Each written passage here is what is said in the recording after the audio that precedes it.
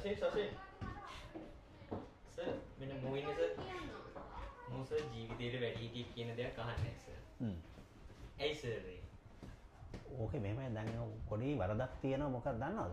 මේ අලුත් ජෙනරේෂන් එක ඔය පරණ කට්ටිය ඒගොල්ලෝ අතර පොඩි වෙනසක් තියෙනවා. මේගොල්ලෝ හැම වෙලේම හිතන්නේ අර වැඩිහිටියෝ කියන දේ වෙනස් කියලා. ඔන්න ඕක තමයි උතර තියෙන ප්‍රශ්නේ. ඉතින් ඕකට දැන් මම උදාහරණයක් කියලා කියන්නම් ඕක පැහැදිලි කරලා දෙන්නම්කෝ. මම එක ඉස්කෝලේක ප්‍රින්සිපල් වෙලා ඉන්න කාලේ මේ ළමයි තුන්දෙනෙක් ඔෆිස් එකට ආවා. ඊට පස්සේ මේ මම අහුව මොකෝ කියලා. නෑ සර් අපි තුන්දෙනා එළියට දැම්මා. ඒක නිසා ආවේ කියලා. ඇයි මොකද ඉතින් මේ එළියට දැම්මේ ප්‍රශ්න? අනේ සර් අපිට hina ගියා මේ. සර් ආවම පස්සේ අපිට එකපාර hina ගියා වාහන ගාලා.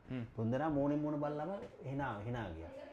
ඊට පස්සේ මේ ඇයි ඉතින් තමයි බලන්නේ නැහැ සර් ආවම hina නෑ සර් මේ වොෂ්රූම් එකේ ගිහලා සිප් එක දාගෙන හිටියා. සිප් එක ගන්න. වොෂ්රූම් කියලාද ෂුවර්ද අපිට වොෂ්රූම් එකටමයි ගිහිල්ලා කියලා. ඔව් වොෂ්රූම් එකට ගිහිල්ලා කියලා.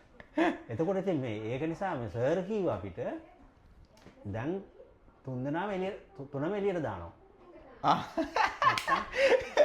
තුනම එළියට දානවා. තුනම එළියට දාන නැත්නම් සෙට් එක එළියට දානවා කියන්නේ අපිට මාර විදිහට hina කියන්නේ. සර් තවත් hina වුණා.